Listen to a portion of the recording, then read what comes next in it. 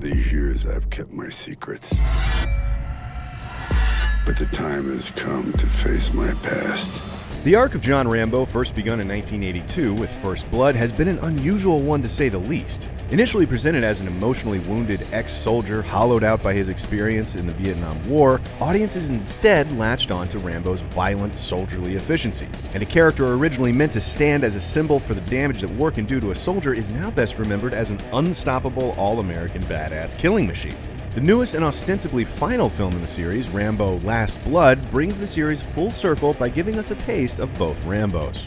Yeah, I'm gonna take my horse to the old town road. I'm gonna ride till I can't no more.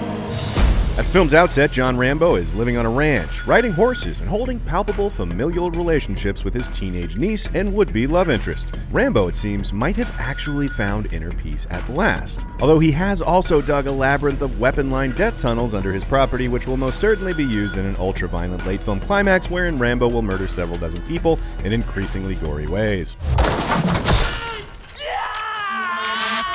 The level of gore in this film is absurdly intense. The makers of Last Blood have turned Rambo's battlefield antics into something resembling a slasher movie. By the end, it feels like the filmmakers are actually relieved to finally get to the decapitations, severed feet, exploding heads, and at least one makeshift vivisection.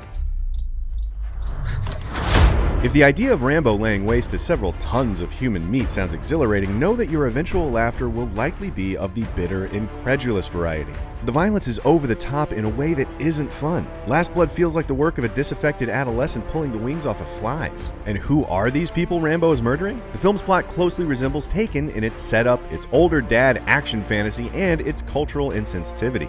When Rambo's niece goes to Mexico to find her estranged father, she is almost instantly kidnapped and sold into sexual slavery by two cartoonishly evil Mexican crime lords. It is then up to Rambo to attempt to rescue her. I'm gonna hurt you real bad. Filmmakers have made Mexico seem like an infinite wasteland of crime and death, and most of the Latino characters on screen are criminals or broad stereotypes. The Rambo films have rarely been bastions of cultural togetherness, but in 2019, these broad stereotypes are offensive and dated and downright irresponsible.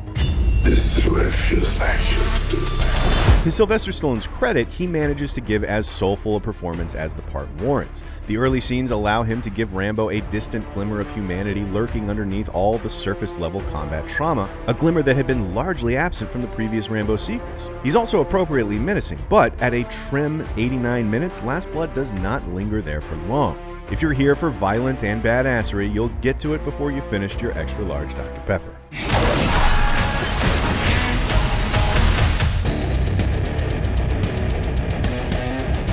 The Rambo series continues its track record of ultra-violence, shallow characterization, and irresponsible politics in a movie with more gore than a horror film, and some legit badass action that all too unfortunately plays like the dark fantasies of an angry teen.